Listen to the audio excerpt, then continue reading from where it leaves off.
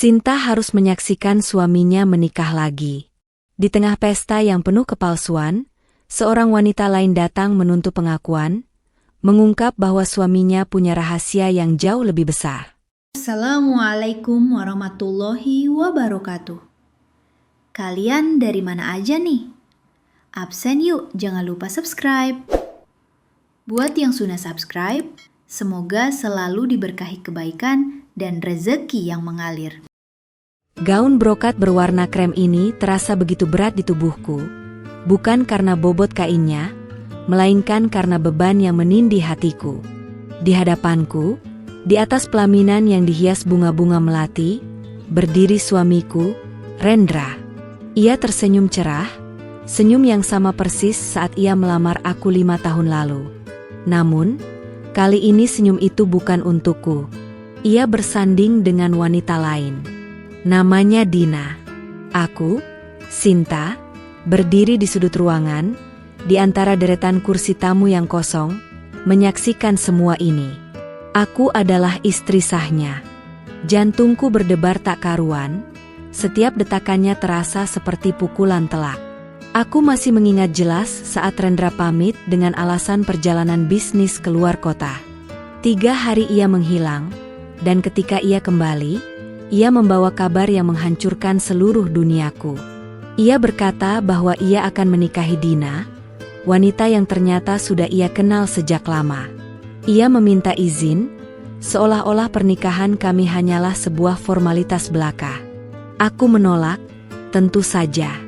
Namun, penolakanku tidak diindahkan.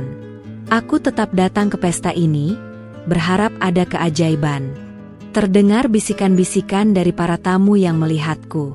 Sebagian menatap iba, sebagian lagi menatap dengan rasa ingin tahu yang tak tertahankan.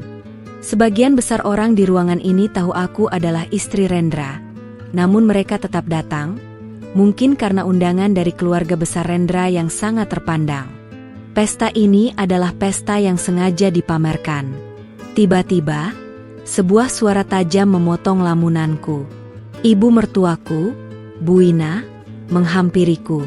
Wajahnya yang biasa kulihat ramah kini berubah dingin. Sinta, sapanya, suaranya mengandung nada meremehkan. Kenapa kamu masih di sini? Bukankah sudah jelas tempatmu bukan lagi di samping Rendra? Aku terdiam, tak bisa menjawab. Kerongkonganku tercekat. Bu Ina tersenyum sinis, senyum yang begitu puas melihatku menderita. Ia mengamati hijab yang kukenakan. Padahal sudah pakai hijab, tapi tidak bisa menjaga suami. Suami itu butuh sosok yang bisa mendukung karirnya, bukan hanya bisa berdoa saja. Ucapnya, suaranya cukup keras hingga beberapa tamu di dekat kami menoleh. Ibu, aku hanya ingin melihat. Bisikku, air mata mulai menggenang di pelupuk mata. Melihat apa? Melihat suamimu bahagia dengan wanita lain? Bukankah itu terlalu menyakitkan? Bu Ina tertawa kecil. Dina jauh lebih hebat dari kamu. Dia dari keluarga terpandang dan bisa mendongkrak bisnis keluarga kami. Kamu hanya beban. Setiap kata yang diucapkannya terasa seperti belati yang menusuk. Aku menunduk, tak sanggup menatap matanya yang penuh cemoohan. Suara MC di atas panggung mengumumkan acara inti, saatnya akad nikah akan dimulai. Aku hanya bisa memejamkan mata, berharap semua ini hanyalah mimpi buruk yang akan segera berakhir. Tepat saat Rendra mengucapkan ijab kabul, dadaku terasa sesak. Aku ingin berteriak, memprotes, tapi kakiku terasa lumpuh. Seluruh kekuatanku terkuras habis. Inilah akhirnya. Pernikahanku dengan Rendra, yang kupikir adalah akhir bahagia, ternyata hanyalah babak pembuka dari penderitaan. Bu Ina menyentuh pundakku dengan jempolnya, seolah-olah aku adalah sesuatu yang kotor. Puas, kan, melihatnya? Sekarang pergilah. Jangan merusak momen bahagia ini, katanya sambil mendorongku pelan. Aku berbalik, melangkah menjauh dari keramaian. Langkahku berat, setiap inci dari diriku terasa hancur. Aku berjalan menuju pintu keluar, tak peduli pada tatapan tamu yang seolah menusukku.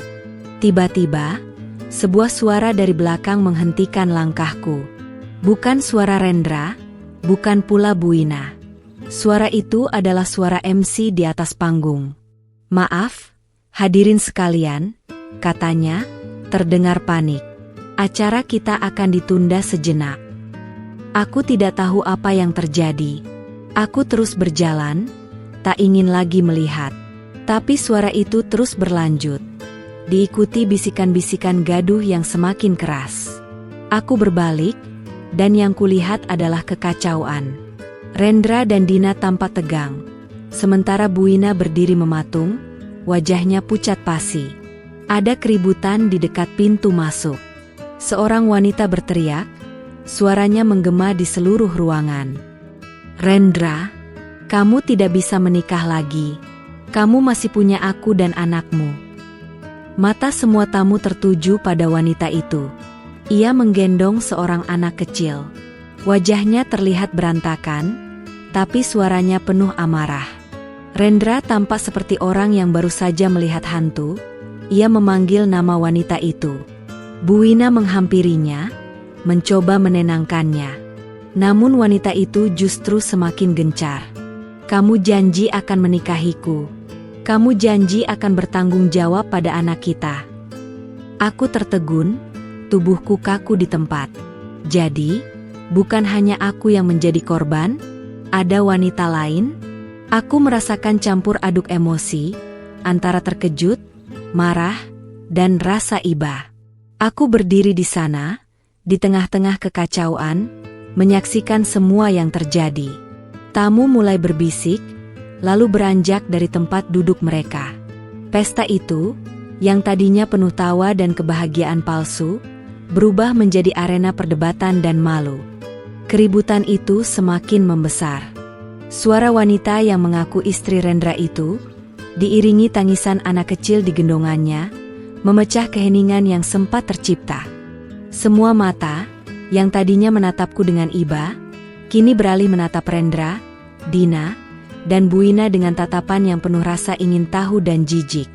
Mereka adalah pusat perhatian yang tidak diinginkan. Wanita itu, yang kemudian aku tahu namanya adalah Sari, berjalan tegap menuju pelaminan.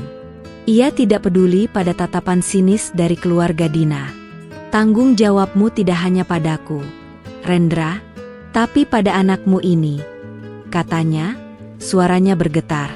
Anak kecil yang digendongnya tampak kebingungan, matanya yang bulat menatap Rendra dengan polos. Rendra, yang biasanya tenang dan berwibawa, kini terlihat panik. Wajahnya memerah, keringat dingin mengalir di pelipisnya. Ia mencoba mendekati Sari, mungkin untuk membungkamnya, tapi Dina menarik tangannya. Dina terlihat sangat marah, tapi juga ketakutan. "Siapa dia? Rendra? Apa maksudnya ini?" tanyanya, suaranya nyaris seperti jeritan. "Jangan dengarkan dia, sayang. Dia hanya orang gila." Rendra mencoba meyakinkan Dina. Tapi Sari tidak tinggal diam. Ia menertawakan ucapan Rendra. "Orang gila? Tentu saja aku gila.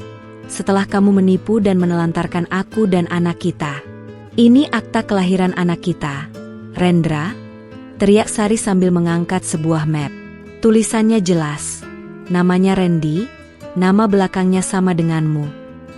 Seluruh tamu tersentak. Beberapa orang tua menutup mata anak-anak mereka.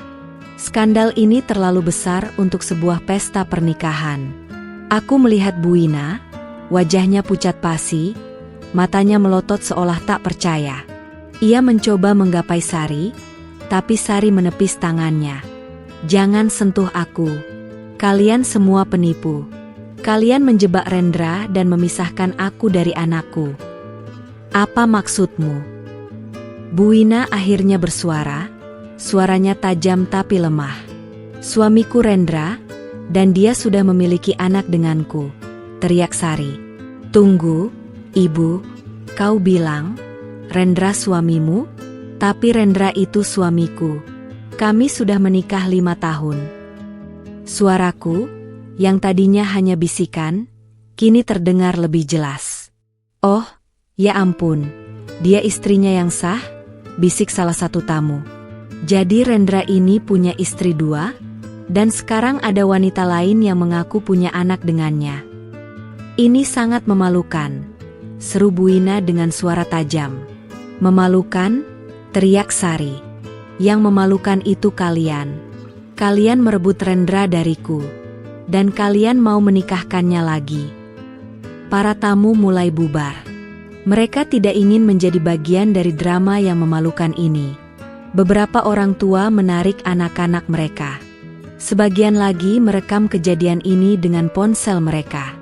Bu Ina terlihat sangat marah dan malu.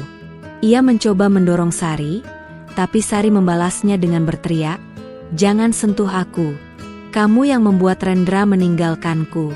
Kamu merancang pernikahan Rendra dengan wanita lain agar kamu mendapatkan cucu dan harta." Aku tertegun. Jadi, selama ini Bu Ina ingin Rendra menikah dengan Dina agar dia mendapatkan cucu? Padahal, aku dan Rendra sudah mencoba selama 5 tahun untuk memiliki anak, tapi tidak pernah berhasil. Aku tahu betapa Bu Ina sangat menginginkan seorang cucu, tapi aku tidak pernah menyangka bahwa Bu Ina akan melakukan hal sejauh ini. Rendra terlihat sangat cemas. Ia mencoba mendekati Sari lagi, tapi kali ini Dina yang menariknya pergi. "Kita harus pergi dari sini, Rendra," katanya sambil menyeret Rendra. "Ini semua salahmu." Sari hanya menatap mereka dengan tatapan yang penuh amarah. Anak kecil di gendongannya mulai menangis kencang. Sari mendekatiku. "Kamu istrinya?" tanyanya dengan suara serak. Aku mengangguk. Sari tersenyum, senyum yang penuh dengan kepahitan. "Kita senasib," katanya sambil berjalan pergi, meninggalkan Rendra yang hanya bisa terpaku di tempatnya. Sari meninggalkan Rendra dengan penuh kehinaan.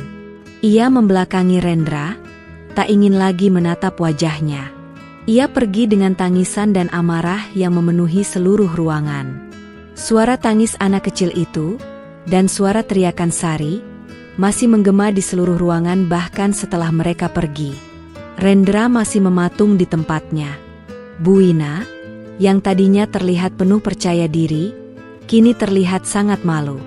Ia hanya bisa menatap Rendra, dan juga menatapku. Ia tidak mengatakan apapun. Hanya menatap Rendra dengan tatapan kecewa, dan kemudian menatapku dengan tatapan jijik. "Ini semua salahmu," katanya. "Salahku apa, Bu?" "Aku hanya ingin melihat," jawabku. "Ini semua karena kamu tidak bisa memberikan cucu," kata Bu Ina, suaranya bergetar karena amarah. "Aku sudah berusaha, Bu, tapi takdir tidak berpihak padaku," kataku. Air mataku mulai mengalir. "Jangan salahkan takdir. Salahkan dirimu sendiri. Kamu tidak berguna," bentak Bu Ina. Aku terdiam. Aku tidak bisa berkata-kata lagi. Aku hanya bisa menatap Bu Ina, yang kini terlihat sangat marah dan malu. Aku tidak bisa lagi menahan air mataku, dan aku pun menangis. Rendra, yang tadinya terdiam, kini mulai mendekatiku. "Sinta, aku bisa jelaskan," katanya. "Tidak ada yang perlu dijelaskan, Rendra," kataku sambil berjalan pergi. Aku tidak ingin lagi mendengar penjelasan dari Rendra. Aku hanya ingin pergi dari tempat ini, dan melupakan semua kejadian yang terjadi. Aku berjalan pergi dengan hati yang hancur, meninggalkan Rendra dan Bu Ina yang hanya bisa terdiam di tempatnya. Di tengah puing-puing pesta yang kacau, aku berjalan menuju pintu keluar. Langkahku terasa ringan, anehnya. Bukan karena kebahagiaan, melainkan karena beban yang selama ini menghimpitku terasa sedikit terangkat. Kebenaran telah terungkap, dan aku tidak lagi sendirian dalam penderitaan. Ada Sari, yang ternyata lebih dulu menderita dariku. Ia adalah wanita yang berani menuntut keadilan, sementara aku hanya bisa berdiri diam dan menahan air mata. Aku keluar dari gedung pernikahan dan mengambil nafas panjang. Udara malam terasa dingin, tapi tidak sedingin hatiku. Aku mengeluarkan ponselku dan melihatnya. Ada beberapa panggilan tak terjawab dari Rendra. Aku mengabaikannya. Aku tidak ingin lagi berinteraksi dengannya. Aku hanya ingin pergi dari sini. Aku menyetop taksi dan duduk di kursi belakang. Air mata yang tadinya kutahan kini mengalir deras. Aku menangis dalam diam, tanpa suara. Aku menangis karena merasa dikhianati, karena merasa tidak berharga, dan karena merasa bodoh. Aku percaya pada Rendra. Aku percaya pada janji-janjinya. Aku percaya pada kata-katanya. Tapi semua itu hanya kebohongan. Aku sampai di rumah. Rumah kami terasa kosong dan sunyi. Aku duduk di sofa, memeluk lututku. Aku menatap foto pernikahanku dengan Rendra yang tergantung di dinding. Kami terlihat begitu bahagia. Aku mengingat bagaimana Rendra mengatakan bahwa ia sangat mencintaiku. Tapi apakah ia benar-benar mencintaiku? Jika ia mencintaiku, kenapa ia mengkhianatiku? Tiba-tiba ponselku bergetar lagi. Kali ini bukan dari Rendra, melainkan dari nomor yang tidak dikenal.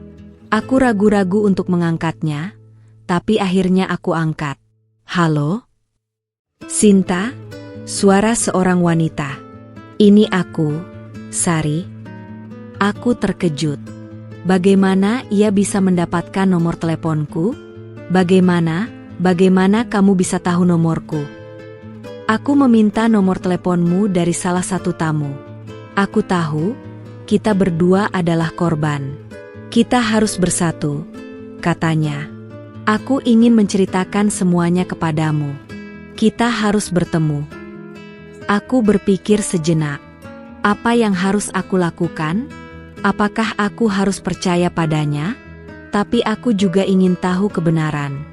Aku ingin tahu apa yang sebenarnya terjadi. Aku mengangguk, meskipun ia tidak bisa melihatku. Baiklah. Di mana?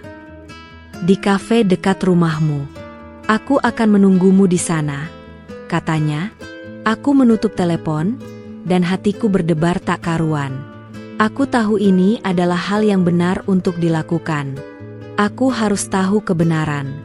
Aku harus tahu apa yang sebenarnya terjadi. Aku harus tahu siapa Sari, dan apa hubungannya dengan Rendra. Aku harus tahu mengapa Rendra mengkhianatiku. Aku harus tahu apa yang terjadi pada diriku. Aku pun berjalan menuju kafe. Aku melihat Sari, yang duduk di sudut ruangan. Wajahnya terlihat lelah dan matanya bengkak. Ia sedang memeluk anak kecil yang tadinya ia bawa. Anak kecil itu terlihat tenang, dan menatapku dengan tatapan polos. Terima kasih sudah mau datang, katanya. Aku juga ingin tahu kebenaran, jawabku. Aku akan ceritakan semuanya, kata Sari. Ia menceritakan bagaimana ia bertemu dengan Rendra, bagaimana mereka jatuh cinta, bagaimana mereka memiliki seorang anak, dan bagaimana Rendra meninggalkannya. Rendra berjanji akan menikahiku, tapi ia tiba-tiba menghilang. Aku mencoba mencarinya, tapi tidak bisa. Aku baru tahu ia akan menikah lagi dari teman-temanku. Aku tidak ingin Rendra menikah lagi, jadi aku datang ke pestanya. Jelas Sari. Apa Rendra benar-benar menikah denganmu? Tanyaku. Tidak. Ia hanya berjanji. Tapi aku sudah menganggapnya sebagai suamiku. Aku sangat mencintainya. Dan aku percaya padanya, kata Sari. Aku juga. Jawabku, air mataku mulai mengalir. Kita sama-sama korban, kata Sari. Tapi aku tidak akan menyerah. Aku akan memperjuangkan hak-hakku. Aku akan menuntut Rendra agar ia bertanggung jawab pada anak kita. Aku terdiam. Aku kagum pada keberanian Sari. Ia adalah wanita yang kuat. Ia adalah wanita yang tidak akan menyerah. Sementara aku hanya bisa menangis. Tapi kini, aku tidak lagi ingin menangis. Aku ingin menjadi kuat seperti Sari. Aku ingin melawan Rendra. Aku ingin menuntut keadilan. Malam itu, setelah pulang dari kafe, aku tidak bisa tidur. Pikiranku terus-menerus memutar ulang cerita Sari. Ada banyak detail yang kini terasa masuk akal. Mengapa Rendra seringkali bekerja lembur? Mengapa ia seringkali menolak ajakanku untuk pergi makan malam? Semuanya karena ia sedang bersama Sari dan anaknya. Aku merasa bodoh. Begitu bodoh karena tidak menyadari apa yang sebenarnya terjadi. Aku duduk di sofa, menatap foto pernikahan kami. Aku ingin menghancurkannya. Aku ingin membakar semua kenangan indah yang ternyata hanyalah ilusi. Tapi aku tidak bisa. Aku hanya bisa menangis. Menangis hingga tak ada lagi air mata yang bisa keluar. Pagi harinya, aku terbangun dengan mata yang bengkak. Aku mengambil ponselku dan melihat panggilan tak terjawab dari Rendra. Ia terus meneleponku, mengirim pesan, meminta maaf, dan memintaku untuk pulang. Ia mengatakan bahwa ia bisa menjelaskan semuanya. Tapi aku tidak ingin lagi mendengar penjelasannya. Aku tidak ingin lagi bertemu dengannya. Aku tidak ingin lagi melihatnya. Aku memutuskan untuk tidak membalas pesan dan panggilan darinya. Aku mematikan ponselku, dan aku pun berjalan menuju dapur. Aku tidak ingin makan. Aku tidak ingin melakukan apapun. Aku hanya ingin tidur, dan melupakan semua ini. Tiba-tiba, ada suara bel pintu. Aku mengabaikannya. Tapi bel itu terus berbunyi. Aku pun berjalan menuju pintu, dan membukanya. Rendra berdiri di sana, wajahnya terlihat kuyu dan matanya bengkak. Ia memelukku, tapi aku menepisnya. "Sinta, dengarkan aku," katanya. "Tidak ada yang perlu dijelaskan." "Rendra," jawabku. "Aku tahu, aku salah. Aku minta maaf. Aku sangat menyesal," katanya. "Menyesal karena apa? Menyesal karena kamu mengkhianatiku? Atau menyesal karena kamu tertangkap basah?" tanyaku. Rendra terdiam. Ia menundukkan kepalanya. "Aku tahu aku salah. Aku berjanji tidak akan mengulanginya lagi. Aku akan memutuskan hubunganku dengan Dina. Aku akan bertanggung jawab pada Sari dan anakku. Tapi aku mohon, Sinta, jangan tinggalkan aku," katanya. "Kenapa kamu melakukan ini?" tanyaku. Aku terpaksa. "Ibu yang memaksaku," katanya. Aku tidak bisa berkata-kata. Aku tahu Bu Ina sangat menginginkan cucu, tapi aku tidak pernah menyangka bahwa ia akan melakukan hal sejauh ini. Bu Ina melihat bagaimana kami mencoba selama 5 tahun. Tapi kami tidak pernah berhasil. Ia putus asa, dan ia memintaku untuk menikah dengan Dina. Dina berasal dari keluarga terpandang. Ia bisa memberikan keturunan, dan ia bisa membantu bisnis kami, jelas Rendra. "Jadi, aku tidak berharga?" tanyaku. "Tidak, bukan begitu. Kamu sangat berharga bagiku. Aku sangat mencintaimu," jawab Rendra. "Jika kamu mencintaiku, kenapa kamu melakukan ini? Kenapa kamu menyakitiku?" tanyaku. Air mataku mulai mengalir. "Aku minta maaf, Sinta. Aku sangat menyesal," katanya. "Aku berjanji, aku tidak akan mengulanginya lagi. Aku akan kembali kepadamu. Aku akan menjadi suami yang baik. Aku akan menjadi ayah yang baik. Aku akan menjadi laki-laki yang bertanggung jawab." "Sudah terlambat, Rendra," kataku. Aku berjalan masuk ke dalam rumah dan mengunci pintunya. Rendra terus memanggil namaku, tapi aku mengabaikannya. Aku kembali ke sofa, dan aku pun menangis. Aku tidak tahu apa yang harus aku lakukan. Aku tidak tahu bagaimana aku harus menghadapi semua ini. Aku hanya ingin pergi dari sini. Aku membuka ponselku dan menghubungi Sari. "Aku akan membantumu," kataku. "Benarkah?" tanya Sari. "Ya, kita berdua adalah korban. Kita harus bersatu dan melawan Rendra," jawabku. "Terima kasih, Sinta. Terima kasih banyak," kata Sari. Aku pun menutup telepon. Aku tahu ini adalah hal yang benar untuk dilakukan. Aku tidak akan lagi menjadi korban. Aku akan menjadi Sinta yang baru. Aku akan menjadi Sinta yang kuat. Aku mengambil langkah untuk pulang, meninggalkan semua kenangan pahit yang terjadi di gedung pernikahan. Rumah kami terasa kosong dan sunyi. Foto-foto pernikahan kami, yang tadinya penuh dengan tawa dan kebahagiaan, kini terasa begitu hampa. Aku menatapnya, dan aku pun merasa sangat sedih. Aku merasa seperti orang asing di rumahku sendiri. Aku pergi ke kamar tidur, dan aku pun melihat lemari pakaian Rendra. Aku membuka laci-laci, dan aku pun menemukan sebuah kotak kecil di dalamnya. Aku membukanya, dan di dalamnya ada beberapa foto. Foto-foto itu adalah foto Rendra bersama Sari. Mereka terlihat sangat bahagia. Ada juga sebuah surat, yang ditulis tangan oleh Rendra. Surat itu adalah surat cinta yang ditujukan untuk Sari. Aku membaca surat itu. Rendra menulis bahwa ia sangat mencintai Sari. Ia menulis bahwa ia ingin hidup bersamanya selamanya. Ia menulis bahwa ia tidak akan pernah meninggalkannya. Tapi semua itu adalah kebohongan. Rendra meninggalkannya. Ia mengkhianatinya. Ia menyakitinya. Aku merasa marah, begitu marah. Aku menghancurkan kotak itu, dan aku pun menangis. Aku menangis karena merasa dikhianati, karena merasa tidak berharga, dan karena merasa bodoh.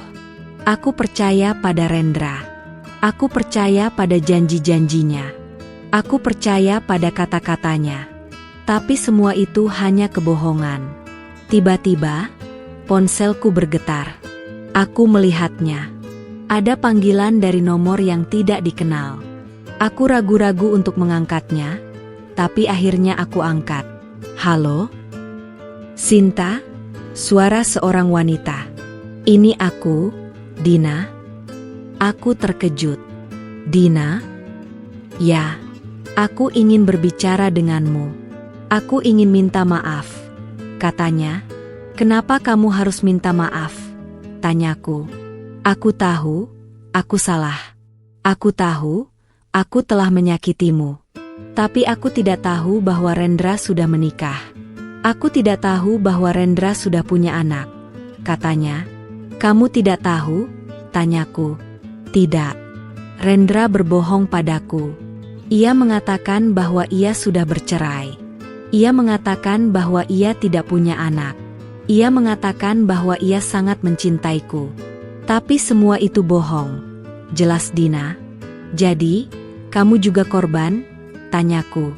Ya, kita berdua adalah korban. Kita harus bersatu dan melawan Rendra, kata Dina. Aku tidak bisa melakukan itu. Aku tidak bisa bekerja sama denganmu, kataku. Kenapa? Aku tahu, aku salah. Tapi aku juga korban. Rendra telah menipu kita berdua. Ia telah menyakiti kita berdua, kata Dina. Aku tidak tahu. Aku tidak bisa mempercayaimu, kataku. Aku mengerti. Tapi aku ingin membantumu. Aku ingin menceritakan semuanya kepadamu, kata Dina. Aku punya beberapa bukti. Aku punya beberapa foto dan beberapa surat. Aku akan memberikannya kepadamu. Kita harus bersatu dan melawan Rendra. Aku terdiam. Aku berpikir sejenak. Apa yang harus aku lakukan? Apakah aku harus percaya pada Dina? Aku tidak tahu. Tapi aku juga ingin tahu kebenaran. Aku ingin tahu apa yang sebenarnya terjadi. Aku ingin tahu mengapa Rendra mengkhianatiku. Baiklah. Di mana kita bisa bertemu? Tanyaku. Di kafe dekat rumahmu. Aku akan menunggumu di sana, kata Dina. Aku pun menutup telepon. Aku tidak tahu apa yang harus aku lakukan. Aku tidak tahu apa yang akan terjadi. Tapi aku tahu, aku harus mengambil langkah ini. Aku harus tahu kebenaran. Pertemuanku dengan Dina berjalan lancar. Ia memang terlihat sangat menyesal. Ia menceritakan semuanya. Bagaimana ia bertemu dengan Rendra, bagaimana Rendra meyakinkannya bahwa ia sudah bercerai, dan bagaimana ia percaya pada Rendra. Dina menunjukkan padaku beberapa bukti, foto-foto, dan surat-surat. Ia bahkan punya rekaman suara Rendra yang berbicara dengan ibunya, Bu Ina, tentang rencana pernikahan mereka. Aku terkejut. Aku tidak pernah menyangka bahwa Bu Ina akan melakukan hal sejauh ini. Aku tidak pernah menyangka bahwa ia akan berbohong padaku. Aku merasa marah, begitu marah. Rendra dan ibunya telah menipu kita berdua, kata Dina. Mereka hanya menginginkan harta dan status sosial. Mereka tidak peduli pada kita. Lalu, apa yang harus kita lakukan? Tanyaku. Kita harus melawan mereka. Kita harus menuntut keadilan, kata Dina. Aku sudah menghubungi Sari. Ia setuju untuk bekerja sama dengan kita. Kita bertiga harus bersatu dan melawan mereka. Aku terdiam. Aku berpikir sejenak. Aku tidak pernah menyangka bahwa aku akan bekerja sama dengan wanita yang hampir menikah dengan suamiku. Tapi Dina benar. Kita bertiga adalah korban. Kita harus bersatu dan melawan mereka. Baiklah, kataku. Aku akan bekerja sama denganmu. Aku akan bekerja sama dengan Sari. Dina tersenyum. Terima kasih, Sinta. Kita akan memenangkan ini, katanya. Aku pun pulang ke rumah. Pikiranku terasa lebih tenang. Aku tidak lagi merasa sendirian. Aku tidak lagi merasa tidak berharga. Aku punya Dina dan Sari. Kami akan bersatu, dan kami akan melawan Rendra dan ibunya. Aku mengambil ponselku, dan mengirim pesan kepada Rendra. Aku ingin bertemu denganmu, pesanku. Benarkah? Balas Rendra. Kapan? Besok di kantor pengacara, jawabku. Pesan dariku membuat Rendra terkejut. Ia terus mengirim pesan dan meneleponku, meminta penjelasan. Tapi aku tidak membalasnya. Aku hanya ingin bertemu dengannya di kantor pengacara. Aku ingin mengajukan gugatan cerai. Keesokan harinya, aku pergi ke kantor pengacara. Aku melihat Rendra sudah menunggu di sana. Ia terlihat panik. Ia mencoba mendekatiku, tapi aku mengabaikannya. Sinta, kenapa kamu ada di sini? Tanyanya. Aku ingin mengajukan gugatan cerai. Jawabku. Tidak, Sinta, aku mohon. Jangan lakukan ini, kata Rendra. Aku bisa jelaskan semuanya. Aku bisa perbaiki semuanya. Sudah terlambat, Rendra, kataku. Pengacara kami pun datang. Kami duduk di meja, dan pengacara kami menjelaskan proses perceraian. Rendra terus memohon dan meminta maaf. Tapi aku tidak peduli. Aku hanya ingin pergi dari sini. Aku hanya ingin melepaskan Rendra dari hidupku. Setelah mengajukan gugatan cerai, aku merasa lebih tenang. Aku merasa seperti beban yang berat telah terangkat dari pundakku. Aku tahu, ini adalah keputusan yang benar. Aku tidak bisa lagi hidup bersama Rendra. Ia telah mengkhianatiku, dan ia tidak layak mendapatkan maafku. Aku memutuskan untuk menghabiskan waktu bersama Sari dan Dina. Kami bertiga, yang tadinya saling bermusuhan, kini menjadi sahabat. Kami saling menceritakan kisah kami, dan kami saling mendukung. Kami bertiga adalah korban, dan kami tahu bagaimana rasanya sakit hati. Kami saling membantu untuk bangkit dari keterpurukan. Sari menceritakan kepadaku bagaimana Rendra meninggalkannya. Rendra meninggalkannya saat ia sedang hamil. Sari harus membesarkan anaknya sendiri, dan ia harus bekerja keras untuk memenuhi kebutuhan hidupnya. Sari bercerita bahwa ia mencoba menghubungi Rendra, tapi Rendra tidak pernah membalas panggilannya. Ia bahkan mencoba mencari alamat Rendra, tapi tidak pernah berhasil. Dina menceritakan kepadaku bagaimana ia bertemu dengan Rendra. Dina bertemu dengan Rendra di sebuah acara bisnis. Rendra terlihat sangat sukses, dan ia terlihat sangat mencintaiku. Rendra meyakinkanku bahwa ia sudah bercerai, dan ia berjanji akan menikahiku. Dina percaya pada Rendra. Tapi semua itu hanya kebohongan. Aku mendengarkan kisah mereka, dan aku pun merasa sangat sedih. Aku merasa marah pada Rendra. Aku tidak pernah menyangka bahwa Rendra akan melakukan hal sejauh ini. Ia tidak hanya mengkhianatiku, tapi ia juga mengkhianati Sari dan Dina. Ia adalah pria yang tidak bertanggung jawab.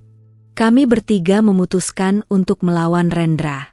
Kami tidak akan membiarkan Rendra lolos begitu saja. Kami akan menuntut keadilan.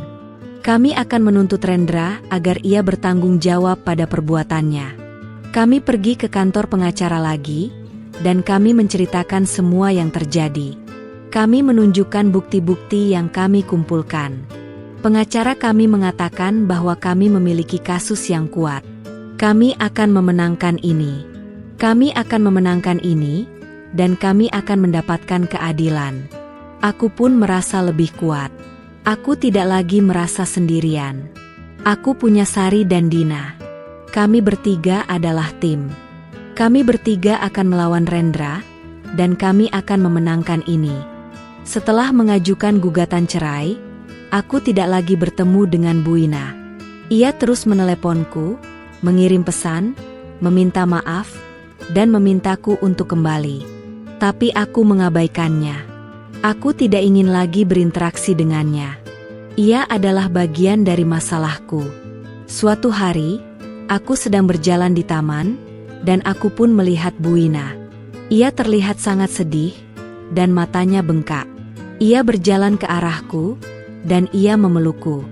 "Sinta, aku minta maaf," katanya. Aku terdiam. Aku tidak tahu harus berkata apa. Aku hanya bisa membiarkannya memelukku. Aku tahu, aku salah. Aku sangat menyesal, katanya. Aku terlalu ambisius. Aku terlalu memikirkan harta dan status sosial. Aku tidak memikirkan kebahagiaanmu. Aku minta maaf. Aku tidak bisa berkata-kata. Air mataku mulai mengalir. Aku membalas pelukannya. Aku juga minta maaf, Bu, kataku. Aku sudah bertemu dengan Sari dan Dina, kata Bu Ina. Aku menceritakan semuanya kepada mereka. Aku meminta maaf kepada mereka. Mereka memaafkanku. Dan mereka mengatakan bahwa mereka akan bekerja sama denganmu untuk melawan Rendra. Kamu mengatakan semuanya kepada mereka? Tanyaku. Ya, aku mengatakan semuanya. Aku mengatakan bahwa aku yang memaksakan Rendra untuk menikahi Dina. Aku mengatakan bahwa aku yang berbohong kepadamu, kata Bu Ina. Kenapa kamu melakukan itu? Tanyaku. Aku hanya ingin mendapatkan cucu. Aku hanya ingin Rendra menikah dengan wanita yang bisa memberikannya keturunan. Aku tidak tahu bahwa Rendra sudah punya anak dengan Sari. Aku tidak tahu bahwa Rendra sudah punya hubungan dengan Sari. Aku tidak tahu. Aku tidak tahu semuanya, katanya, dan ia pun menangis. Aku memeluknya. Aku tahu, ia benar-benar menyesal. Ia adalah wanita yang baik, tapi ia terlalu ambisius. Ia terlalu memikirkan harta dan status sosial. Aku memaafkannya. Aku memaafkannya, dan aku pun merasa lebih tenang. Setelah berbicara dengan Bu Ina, aku merasa lebih tenang. Aku merasa seperti semua beban yang selama ini menghimpitku telah terangkat. Aku tidak lagi merasa marah pada Bu Ina. Aku tidak lagi merasa marah pada Rendra. Aku hanya merasa iba. Aku merasa iba pada Rendra, yang terlalu pengecut untuk mengatakan kebenaran. Aku merasa iba pada Bu Ina, yang terlalu ambisius untuk melihat kebahagiaan anaknya. Aku merasa iba pada Sari dan Dina, yang juga menjadi korban. Aku memutuskan untuk tidak melanjutkan gugatan cerai. Aku akan mencoba berbicara dengan Rendra lagi. Aku akan mencoba memaafkannya. Aku akan mencoba memperbaiki semuanya. Aku tahu, ini adalah keputusan yang berat. Tapi aku harus mencobanya. Aku tidak ingin hidup dalam kebencian. Aku menelepon Rendra. Aku ingin bertemu denganmu, kataku. Benarkah? Balas Rendra. Kapan? Di kafe dekat rumahmu, jawabku. Aku pergi ke kafe, dan aku melihat Rendra sudah menunggu di sana. Ia terlihat kuyu dan matanya bengkak. Ia memelukku, tapi aku menepisnya. Sinta, aku minta maaf, katanya. Aku tahu, jawabku. Aku sangat menyesal. Aku sangat menyesal telah menyakitimu. Aku sangat menyesal telah mengkhianatimu, kata Rendra. Aku berjanji, aku tidak akan mengulanginya lagi. Aku akan kembali kepadamu. Aku akan menjadi suami yang baik. Aku akan menjadi ayah yang baik. Aku akan menjadi laki-laki yang bertanggung jawab. Kenapa kamu melakukan ini? Tanyaku. Aku terpaksa. Ibu yang memaksaku. Ia ingin aku menikah dengan wanita yang bisa memberikan keturunan, dan ia ingin aku menikahi wanita dari keluarga terpandang, jawab Rendra. Jadi, aku tidak berharga? Tanyaku. Tidak, bukan begitu. Kamu sangat berharga bagiku. Aku sangat mencintaimu, jawab Rendra. Jika kamu mencintaiku, kenapa kamu melakukan ini? Kenapa kamu menyakitiku? Tanyaku, air mataku mulai mengalir. Aku minta maaf, Sinta. Aku sangat menyesal, katanya. Aku berjanji, aku tidak akan mengulanginya lagi. Aku akan kembali kepadamu. Aku akan menjadi suami yang baik. Aku akan menjadi ayah yang baik. Aku akan menjadi laki-laki yang bertanggung jawab. Sudah terlambat, Rendra, kataku. Aku berjalan masuk ke dalam rumah dan mengunci pintunya. Rendra terus memanggil namaku, tapi aku mengabaikannya. Aku kembali ke sofa, dan aku pun menangis. Aku tidak tahu apa yang harus aku lakukan. Aku tidak tahu bagaimana aku harus menghadapi semua ini. Aku hanya ingin pergi dari sini. Aku membuka ponselku dan menghubungi Sari. Aku akan membantumu, kataku. Benarkah? Tanya Sari. Ya, kita berdua adalah korban. Kita harus bersatu dan melawan Rendra, jawabku. Terima kasih, Sinta. Terima kasih banyak, kata Sari. Aku pun menutup telepon. Aku tahu ini adalah hal yang benar untuk dilakukan. Aku tidak akan lagi menjadi korban. Aku akan menjadi Sinta yang baru. Aku akan menjadi Sinta yang kuat. Gugatan cerai akhirnya dikabulkan. Aku dan Rendra resmi berpisah. Aku tidak lagi memiliki hubungan dengannya. Aku tidak lagi memikirkan Rendra. Aku hanya ingin memulai hidup baru. Aku memutuskan untuk pindah ke kota lain. Aku ingin memulai hidup baru di tempat yang tidak ada kenangan Rendra. Aku ingin melupakan semua yang terjadi. Aku menghubungi Sari dan Dina. Aku mengatakan kepada mereka bahwa aku akan pindah. Mereka sedih, tapi mereka mengerti. Mereka mengatakan bahwa mereka akan selalu mendukungku. Aku berkemas. Aku mengumpulkan semua barang-barangku. Aku menatap foto-foto pernikahan kami. Aku mengambilnya, dan aku pun membakarnya. Aku tidak ingin lagi memiliki kenangan Rendra. Aku ingin melupakannya. Aku pindah ke kota lain. Aku memulai hidup baru di sana. Aku bekerja sebagai guru, dan aku juga menjadi sukarelawan di sebuah panti asuhan. Aku merasa bahagia. Aku merasa damai. Aku tidak lagi merasa sendirian. Aku punya teman-teman baru. Aku punya keluarga baru. Aku punya hidup baru. Suatu hari, aku bertemu dengan seorang pria. Namanya Rio. Ia adalah seorang dokter. Ia adalah pria yang baik, dan ia sangat mencintaiku. Ia tidak seperti Rendra. Ia adalah pria yang jujur, dan ia adalah pria yang bertanggung jawab. Aku jatuh cinta padanya. Kami pun menikah. Kami memiliki seorang anak perempuan yang cantik. Namanya Anissa. Anissa adalah segalanya bagiku. Ia adalah kebahagiaanku. Ia adalah hidupku. Aku tidak lagi memikirkan Rendra. Aku tidak lagi memikirkan masa laluku. Aku hanya memikirkan masa depanku. Aku punya suami yang mencintaiku. Aku punya anak perempuan yang cantik. Aku punya hidup yang bahagia. Aku tahu, aku telah melalui banyak hal. Aku telah merasakan sakit hati, dan aku telah merasakan penderitaan. Tapi semua itu adalah bagian dari hidupku. Aku tidak akan menyesali apapun. Aku akan terus maju. Aku akan terus melangkah. Aku akan terus menjadi Sinta yang baru. Aku akan menjadi Sinta yang kuat.